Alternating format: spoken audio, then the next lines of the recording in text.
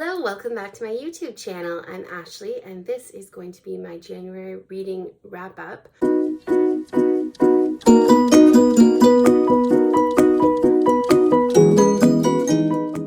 am going to go through all the books that I read in the month of January. I'll give you a brief synopsis, and I'll let you know if I think they're worth the time to read.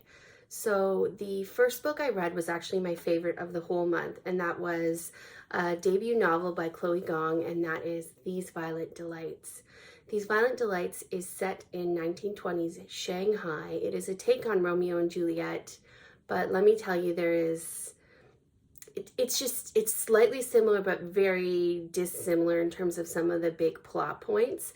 There's a character for every character. In Romeo and Juliet, there's a character in the book, but in terms of what you see happening, it's not always identical.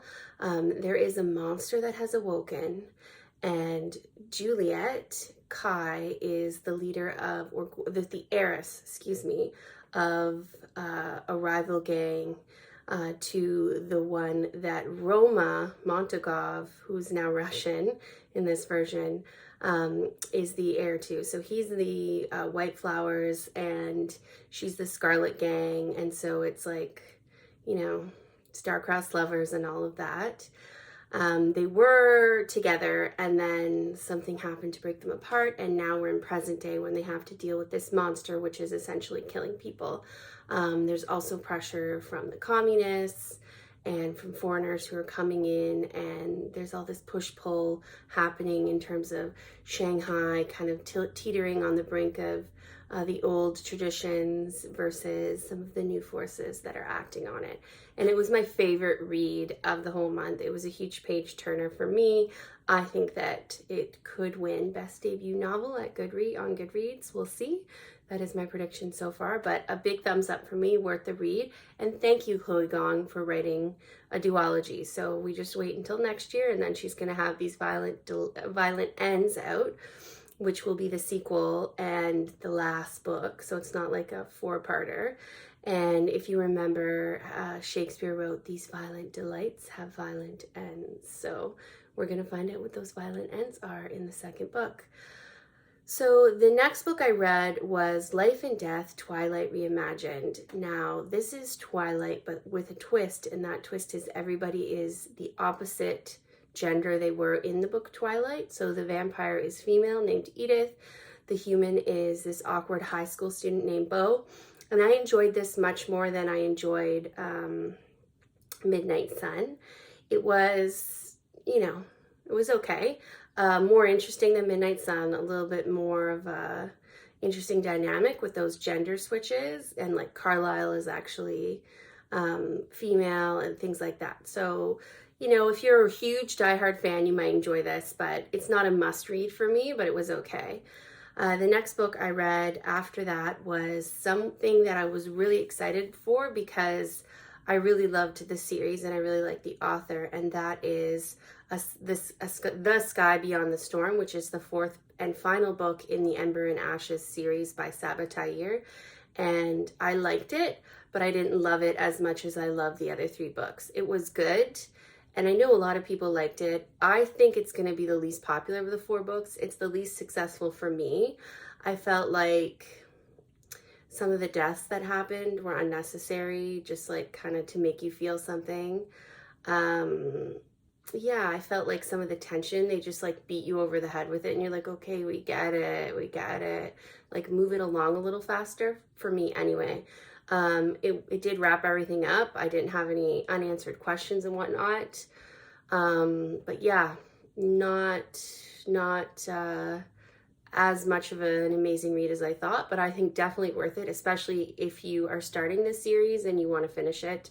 Definitely worth your time.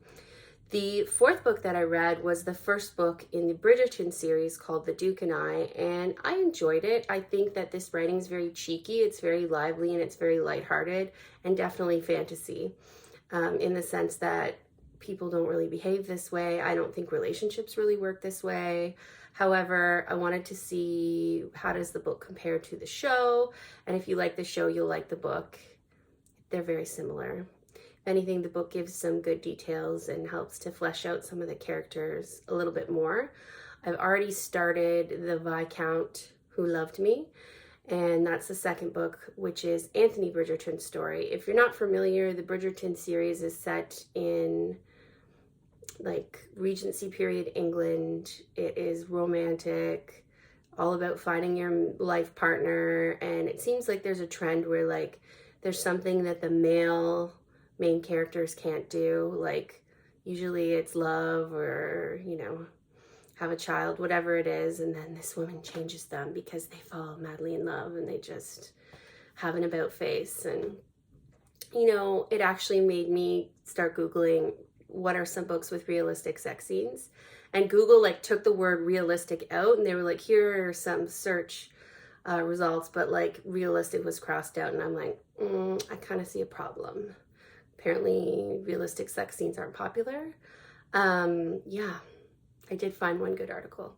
Anyway, more on that later. So if you're interested in, you know, light, cheeky, historical romance, then this is the series for you, and I will keep you updated. I did read A Roma and Juliet Christmas, which was a free novella released by Chloe Gong, and I liked that too. So that is, remember how before I said Juliet and Roma are not together anymore, but they were together in the past? This is the past part where they're together, and it's cute. It's a cute little story. It's a little Christmas gift from Chloe Gong to all of her readers. So if you like, and you can read them together, you can read one first or one after. They don't like have spoilers, whatever order you want. I read them sequentially. When I was like, oh, I wish they were together, Juliet and Roma, I would switch over to the novella. It's a very short. Yeah, so give that a try if you're interested. And in the meantime, if you could please subscribe to my channel, I would really appreciate it. I hope you have a great day, and if you would like, I'm going to put some more suggestions for videos I think you should check out on the screen now. Take care. This is Ashley saying goodbye, goodbye, goodbye. See you in my next video. Goodbye.